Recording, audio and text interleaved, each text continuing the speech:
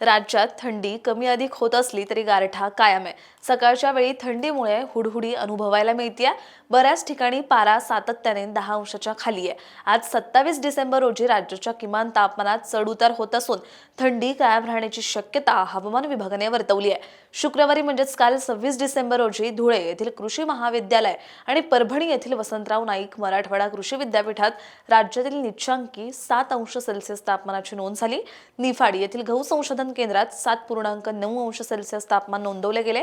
अहिल्यानगर आणि जेऊर येथे 9 अंश तर पुणे, मालेगाव, नाशिक, भंडारा, गोंदिया आणि यवतमाळ येथे 10 अंशापेक्षा कमी तापमानाची नोंद झाली।